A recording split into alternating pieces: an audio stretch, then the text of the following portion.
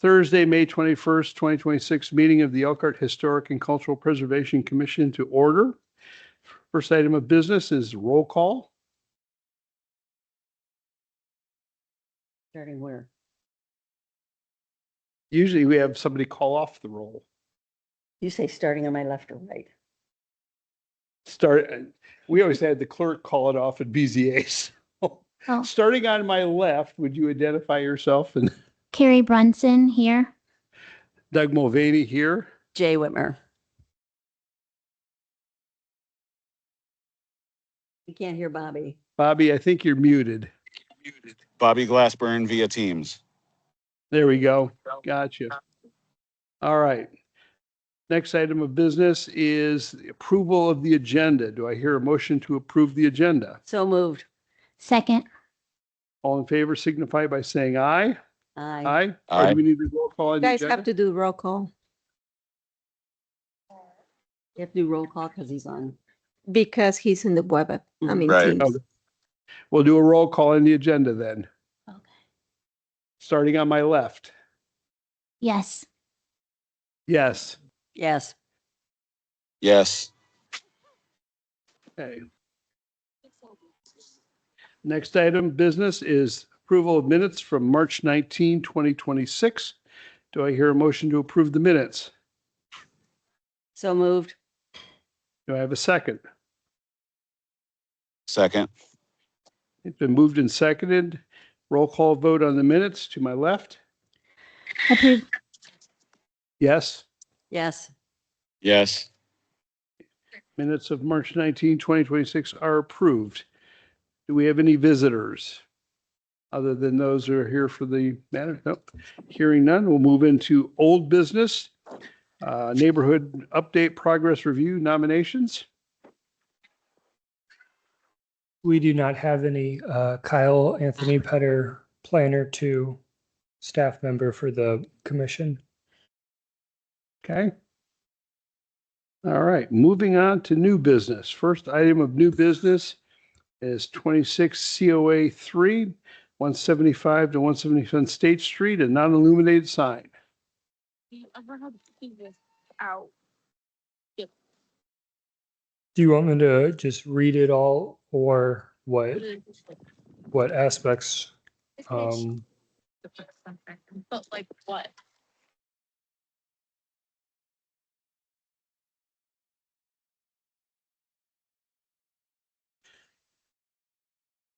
So do we call the petitioner forward first? I don't have a script, so I'm just going by the seat of my pants here. Usually we do, Do you do staff report? we do staff report. Okay. Okay. So the proposed project is to install a non-illuminated vinyl printed sign panel on the first floor of the portico. This comes from from our guidelines under the commercial standards for signage to add new sign to replace a sign where no sign has existed previously. New signage should be in proportion and similar in color and detail to the building. Signage should not cover nor remove elements of the building that gives it its character. Signs designed in the same period as the building's construction are recommended, allowing the use of modern materials for their fabrication. New signage should be installed with anchoring that does not destroy or cause removal of historic materials. Staff analysis. The petitioner is requesting to install a non-illuminated vinyl printed sign on the building's first floor portico on the front facade. The petitioner recently reached out to staff to talk about the requirements for signage for this property and was made aware of the need for approval from the commission before permits. The proposed sign area will be placed on the portico with the lettering and image of the sign to be located in the center of the sign. The sign will be installed on top of the existing vinyl siding and will be able to be removed if needed in the future. The request for the property reflects the petitioner wanting to add signage to the front of their building to better identify its location. Recommendation. Staff recommends approval of the request based on the following findings of fact. Number one, the proposed sign should be and is in proportion and similar in color and detail to the building. Number two, the proposed sign will not cover or remove elements of the building that give it its character. Number three, the proposed sign will be installed and anchored in a way that it will not destroy or cause damage to historic material.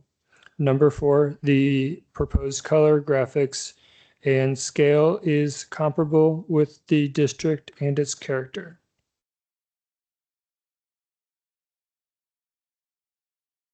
That is all. Any questions for staff?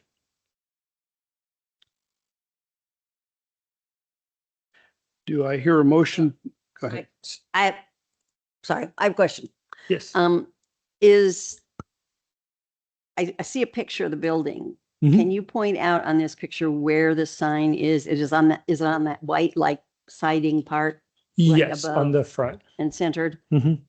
Okay. How much of that space will it take up? So it's because it's a vinyl wrap, it's going, the vinyl will fill the whole area of it, but the lettering will just be in the middle. Okay. Okay. Thank you. Any other questions for staff? All right. Do I hear a motion to approve 26 COA 03? Do you want to hear from the petitioner? Sure. Go ahead. Sorry about that. Okay, vote. Todd Lehman, Sign Tech Sign Services, 1508 Basher Road in Goshen, working with Lifeline Youth Ministries. And this home is used for interns at Lifeline. And it was primarily funded by Craig and Connie Fulmer, and thus the reason to recognize the family and name the house the Fulmer House.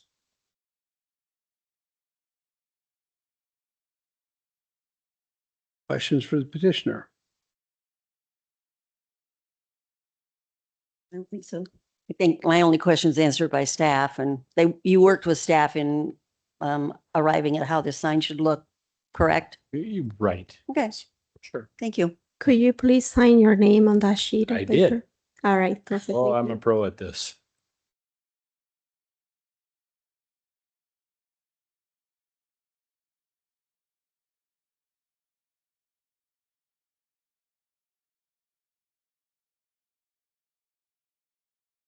You get it? He's done. Nope, Okay. I think we're good. All right. Now I would ask for a motion to approve 26 COA 03. So moved. Second. Been moved and seconded. Call for the roll call vote, starting with left. Yes. Yes. Yes. Yes. 26 COA 03 is approved. If you see Connie Fulmer, she does not know about this. Okay. This is going to be a surprise, huh? All right. Thank you. All right. Next item of business is 26 COA 04. Kyle, we're going to throw a little bit of a curveball at you. We're going to try something a little different on this one. Okay. Basically, since we have written staff reports, which are very detailed, and we have a staff analysis, recommendations and everything. I've consulted with city council, and I agree that I don't believe it is necessary. We read it into the record. It's Okay. already incorporated. We'll incorporate it into the record. If you want to just give a summary of what's proposed, and then we'll just incorporate I'll indicate that it's been. Have him give the recommendation. Yeah. Basically, all we need is the recommendation. You know, all the other background information we can incorporate. We just need to hear the staff's recommendation. Okay. So for this one, what's being proposed is the installation of a new steel framed awning on the piazza that's on the front of the building. The information provided by the applicant shows where that location is. So in terms of staff's recommendation, staff recommends approval of the request based on the following findings of fact. The proposed awning for the building, where no photographs or physical evidence exist, it is based on historical images. Number two, the proposed design does not cover up elements of the building that give it its architectural character. Number three, the proposed awning will match the design, shape, and covering based off of evidence in historic photos, with one of those photos being included in your packet. Number four, the proposed awning installation will be specific in a way that will not require removal or damage to the original material. Any questions for staff? Did you say there's information on what it's Yes, gonna look page, like in here? I Yeah, can't find that in my package, sorry. page 4 is a photo from pre 1924 showing the awnings that were installed on the windows, so that a similar design will be on the piazza on the front area. Okay, Summarize. so they're gonna be awnings like this shows on, it's an awning like shows on the window? Yes, Okay, there's like a I had a picture too. there storefront. the applicant provided an image showing that. Here it is. Oh, thank you, because I don't have that either. I don't know, it disappeared. I dropped my stack, so that's what it'll look like. Very consistent. Okay, so this with the is looks. beside Yes, the Just part how- of the house that sticks out, correct. what you call a porch, whatever. And this is for year-round use? For the summer, for the warm months, Okay, and it'll be taken down as the temperature gets cold. Yeah, the frame would probably stay up, but the. I was canvas gonna would say, but come there's a in. steel structure frame, right, that will stay up. It's all it's removable, but yes. So the whole thing could come in Mhm. potentially. Mhm. Um, I'm embarrassed to say this because I drive by there all the time and admire it, but do they have the awnings on the windows anymore? Yes, Okay. they typically are installed, I believe, in May. It's usually installed in spring, and then as it gets colder, then they're taken down. Okay, that makes sense. Oh, is this mine? That's your, I got, Carrie, did you get one then? I had an extra copy in mine, so. Any other questions for staff?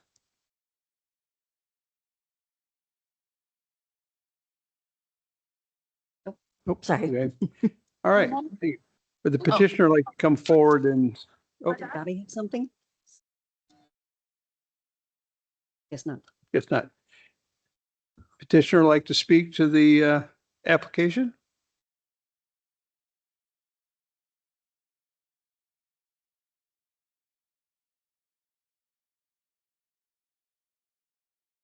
My name is Jacqueline Beals. I'm with Custom Awning.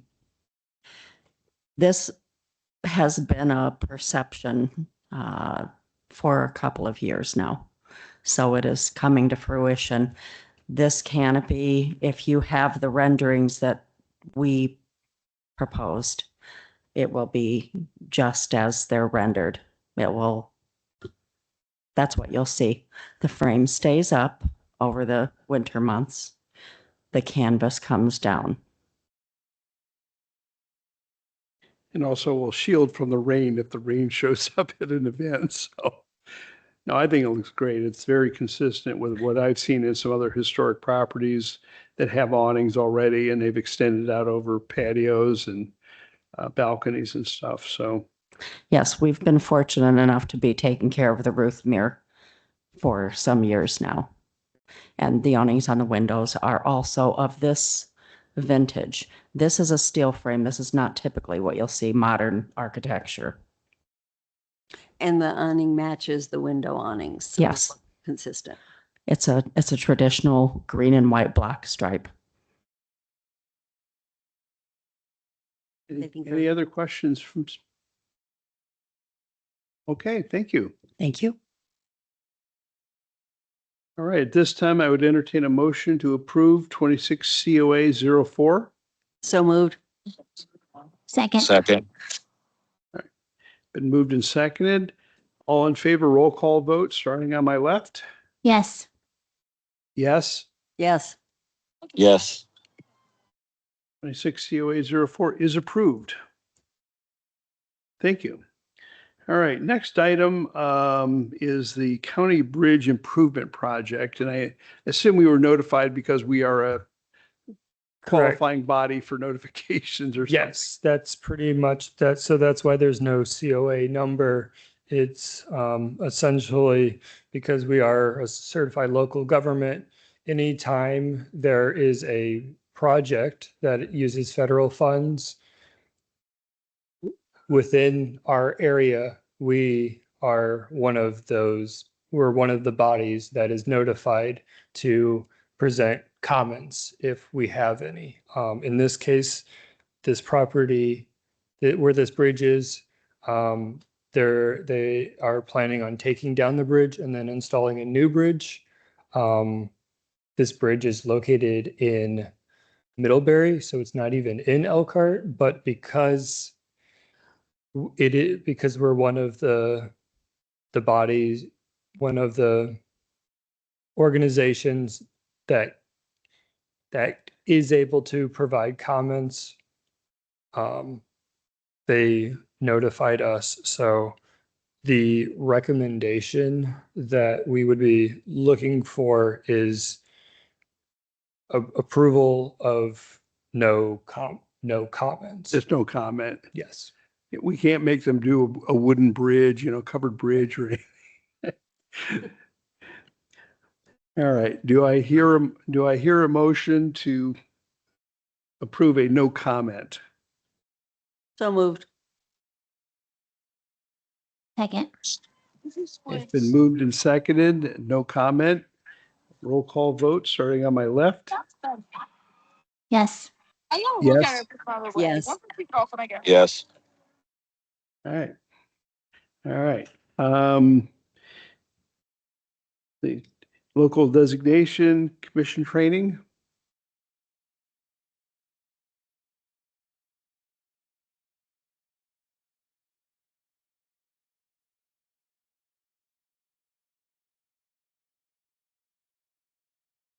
We doing now?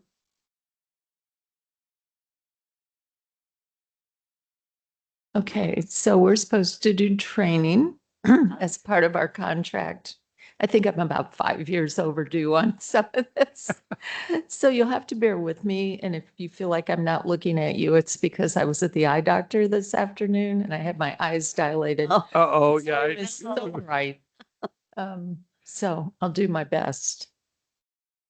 But most of the text is on the slide. So in case I can't see it, read it. I'm sorry. We'll do better next time. We'll make do. Thank you. I scheduled this appointment a year ago, so I wasn't thinking about commission meetings. I discovered in my travels that we have some mutual acquaintance, Okay. Ryan Detweiler, who serves on the Napanee Historic Commission. Yes, yes. In your name, I said, how do you know her? He said, well, I'm on the Historic Commission in Napanee. I said, oh my goodness, it's a small world. Yes, he is. Yeah, he just got nominated this year. So this is his first year on the commission. He's great. He's so much fun. So they just had a awards program last week. Yeah, they sound like they're very active down there. It's talking about all the things they've been doing down there, so it's kind of cool. Yeah, it's amazing. They didn't meet as a commission for 4 years, maybe, or 5. They almost lost their CLG designation because it was so long. And then they came back and they are just full of energy. So it's really fun.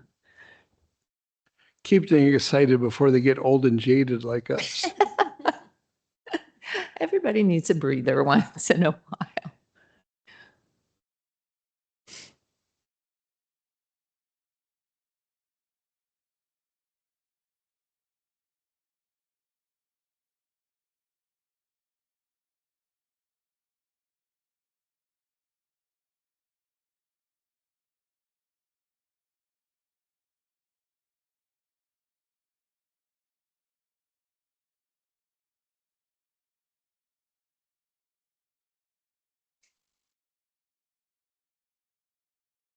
What's our topic? What's our topic? Local designation and national register designation. So the 2 different kinds, and you guys probably know all this information before, but a refresher never Fresh our hurts, recollection. right? Exactly, never hurts. Okay, yes, first slide. All right. Yeah, and I'm a ways away. I guess we'll have to say when it's time to move on. Okay, so of course, we're Indiana Landmarks. And so part of our contract with the city is providing some training for the commission. We also would do training for the community as well if we have that opportunity. So something we might look for in the future. So on the next slide, I think we just have the name of the presentation. So we're going to be looking tonight at historic designations. In some states, there's multiple kinds. In Indiana, it's just local designation and national register. So on the next slide. Yeah. So we'll talk about the differences and similarities and some of the false information that's out there. So maybe if you talk to somebody and they say, oh, I always thought if you were on the National Register, whatever, you can say, actually not. So next.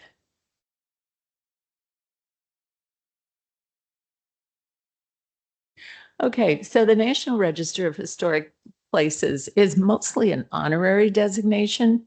It doesn't provide a whole lot of protection, to be honest about it, but it is kind of the gateway for a lot of the grants that are out there for tax credits, things like that, local incentives. It also is something that they use when they're doing a review of a project that has federal funds. They will look at those National Register listed properties and say, oh, how does this project affect those properties? And sometimes they change it because of that. When they were widening County Road 38 south of Goshen a few years back, they looked at a historic property, and by widening it, the road was going to come like right to their front door. And they said, that's not good. And they actually moved the road over so that they had a little better quality of life in that house. So this came about, the National Register is part of the National Park Service, and it came about through the Historic Preservation Act of 1966. So yeah, we can see each other. Good. Okay, so this is a bullet pointed one. So to be on the National Register, a property has to be considered significant, whether it's history, architecture, engineering, culture, some means it has to have significance. Typically at least 50 years old. A few exceptions on that, but it's pretty rare. And anyways, 50 years, 1976. That's awful. And significant on some level. So it doesn't have to be national. It could be local level or state. So how are they created? First of all, we got to determine if it's actually old enough. Does it meet the criteria? Does it have enough significance? And if you feel that it does, then you do a form called a determination of eligibility. That goes to the state of Indiana. They look at it and they say yay or nay. And if they think it has enough potential, then it moves forward. If not, you're done. So if they've determined it's eligible, then you fill out a nomination form. And then this part is a CLG review. If you're a certified local government, those applications within your jurisdiction will come to you. Now, they used to come directly, and they changed that at the start of the year. So now the state just notifies you guys. So Kyle and Eric would get this message, oh, there's a potential one coming. And then they would have a period of comment. You'd have a public comment time. It would be reviewed by you guys. There's 60 days, I guess. 60 days you'd have to respond to the state. So if you guys didn't respond, or if you recommended it, either one, then it goes on to state review. And if the CLG says, no, we don't think this should be listed, then the owner has 30 days to appeal that. Or finally, the state can expedite the thing if you guys recommend approval. So I haven't tested this out yet. Nobody's tried one in the past 4 months. So it should make it move much quicker, because about a year ago was the last time I worked with one, and they were backed up between 2 and 3 years running these things through. So anything they do to make the process smoother, it's a great thing. So yeah, then you have the state review, and then you have the national review. Now, sometimes they do get approved at the state level and they don't get approved at the national. Not always, but usually it's both things. Okay. So can a building be listed without the owner's consent? The answer is no, it cannot. People have tried that. You can nominate it. The state notifies the owner. They do the eligibility determination, but it's not listed on the National Register. So National Register listing doesn't restrict the owner, but some people are just opposed. They have the idea that it will. So to be eligible, there's various things they look at. So one of the things that might make something eligible for the National Register is if it's associated with events that made a contribution to broad patterns of history. So in this case, after World War II, the movement of people from cities to suburbs and how that affected downtowns and communities and highways in the country. Is that Levittown they just showed? Yeah. I got lost there one time because Oh, really? every single house looks identical. There's nothing. There were no trees or no Nothing. landmarks. Drove around in Bing, bing. circles. This is pre-cell phone. It's like drove around for an hour trying to find an address. So That would be awful. Sometimes they're significant because of the association they have with people in the past that were important in your community. Or it might be a certain architectural work or certain style or period that's unique or unusual. And sometimes it's not the building, it's what's around it. So maybe it's an archaeological thing and it could yield some information that way. So this is a house that, thank goodness, doesn't look like this anymore. This is in Woketville, Indiana. And this is one we have an easement on. And the owners have made it look absolutely beautiful now. But that in the front yard, that's not a hill. That's not the septic system. That is actually an Indian burial mound. So when they wanted to add on to the house, they had to go to the back because they didn't want to disturb that. So hard telling what they might learn there. So there's some facts and myths regarding National Register nominations. So one is that the government has to approve any changes that you make to the house, like you guys do with local designation. That is not true unless it's a federally funded project. Then it has to meet their guidelines, which would be the Secretary of the Interior standards. But otherwise, you can do what you want. This one I've never understood, but some people do believe that if you're on the National Register, you have to be open to the public. It does not make you a museum. So that is not true. No such requirement. And finally, there are no National Register police. Nobody's checking up on you just because you're on the National Register. You can do what you want. And much as I hate to say it, you could tear the building down and no one would stop you.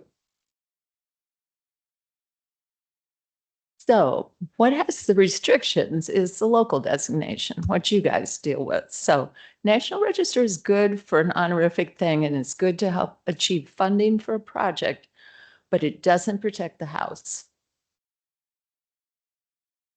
So local districts are created by the community and you guys as well. And you would recommend a district, whether that be many houses or just one, or downtown buildings or whatever that is, you would recommend that to, actually, I think it's city council. I don't think I changed that to common council. Depends on the town.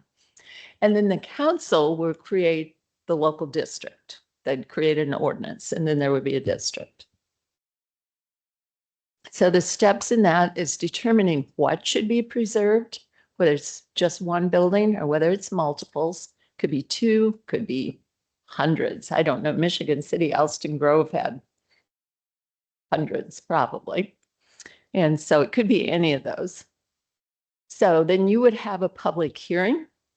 People would come in and talk for and against. And then you would approve a recommendation of an ordinance. You don't actually approve the district, but you'd have a recommendation that would then go to city council. And then I don't know if you have 2 readings in Elkhart. That's typical in most towns that I work in. I just put that in there and hoped it was right. But they would have a couple readings and also another chance for public comment. So there's plenty of chance for people to speak up. You certainly want people to be on board. You don't want to create a district where you're going to be fighting against property owners all the time. So after the city council votes, then it becomes an ordinance and a law. So the application, if you're a single site, you would be the one to fill this out. Multiple site, the commission would draft a map. You have to describe the properties. You have to put in some information about how the criteria is met. Again, public meetings, even before you get to the hearing portion, is you want to be sure everybody knows, make sure everyone's adequately notified. And then once it gets through city council and the ordinance has been approved, after that, they'll have to have COAs for anything they do on the exterior. So identifying the needs, you look for buildings that are at risk. This is one that still kind of has my heart. I really like this building and we tried, but it's not there anymore. So look for buildings that are neglected or where there's development pressure. Buildings in a historic district, if you're looking at multiple ones, will need to be rated. There was a survey back in 2007 here in Elkhart County that rated all the properties, but things change over time. So we want to look at them again. Outstanding is a building that has had virtually no change, practically all the original materials, design, everything. Notable has had a few changes, but still very similar to the original. Contributing would have had a number of changes. It might have new windows. It might have siding. It might have an addition to it that kind of sticks out and doesn't blend in with the building very well. And then we have a new rating that wasn't there at the time of the survey called contributing non-historic. So you remember those houses that were approved for La Casa about 5 years ago, those infill houses, those would be considered contributing because you guys approved the plans and they built them like they were supposed to, but they don't contribute to the historic end of it. They just contribute to the neighborhood, but they're not historic themselves. Non-contributing would be like a house burned down and somebody put a double wide in there 50 years ago, you know, and it's there, but it's not contributing in any way. Okay. So another way to identify things to locally designate is to look at these surveys. That's the book right there, the survey book. So at the time that was done in 2007, they identified those 7 districts that are up there. So they look at a neighborhood and they decide, okay, what buildings kind of go together that would make a cohesive historic district. And so the first 4 on that list are on the National Register already, but the last 3 are not.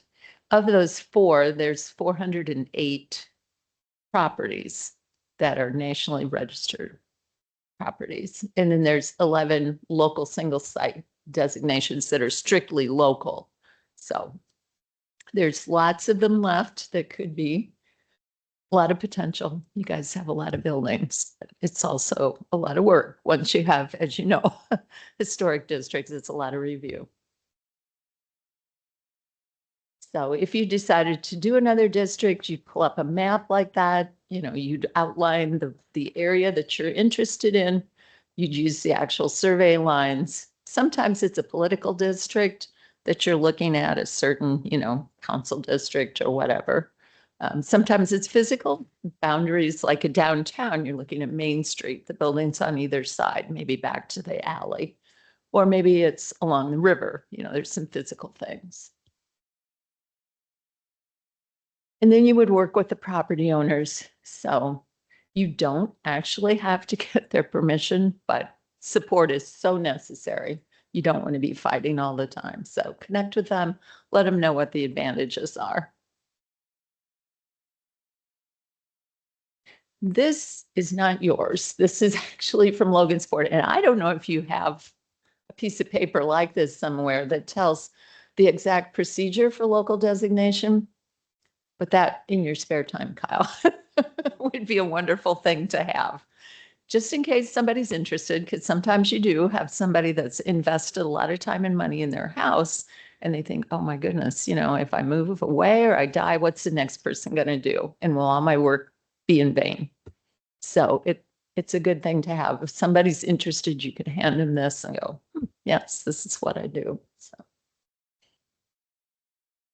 There is also, as we've talked about before, the option of a conservation district, that phased district that the state of Indiana allows.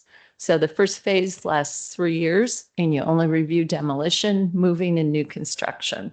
So it prevents big bad things from happening in a district, but it doesn't get into the fine detail.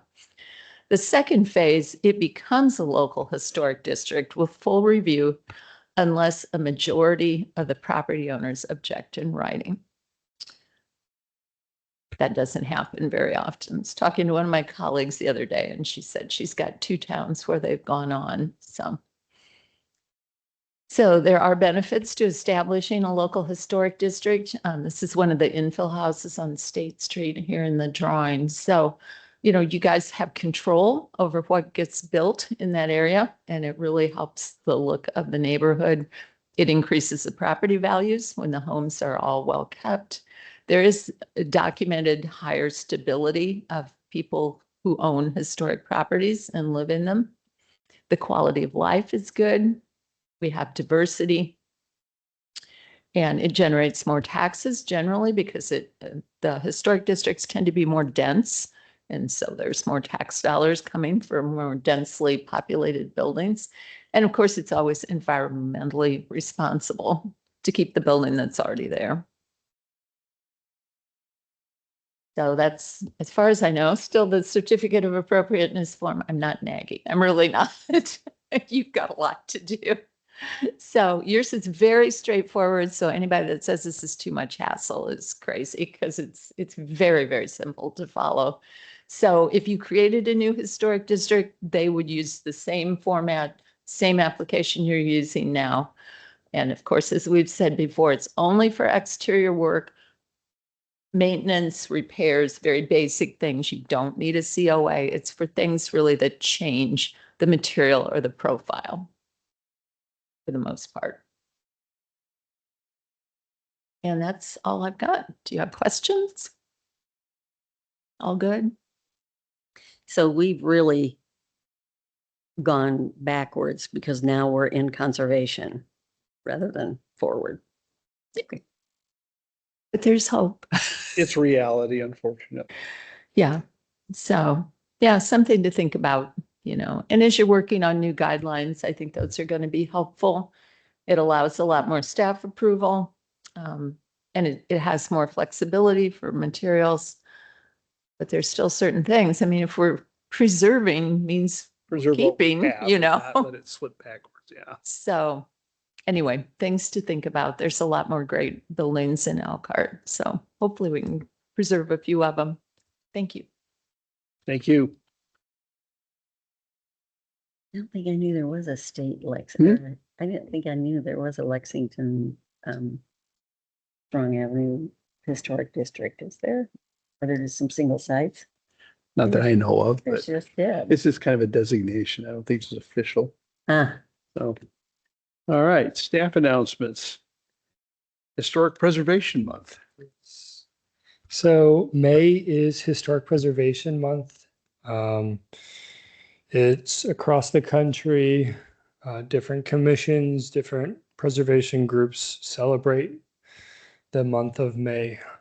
So I just wanted to remind you guys that this is Preservation Month. And then another thing that I didn't include under announcements is that whenever we meet again, we're going to need to update the design guidelines because some of the information in it has changed in terms of email addresses. We now have new email addresses, so that needs to be updated, as well as we're going to look towards adding the second half of the design guidelines. So right now you have the residential section.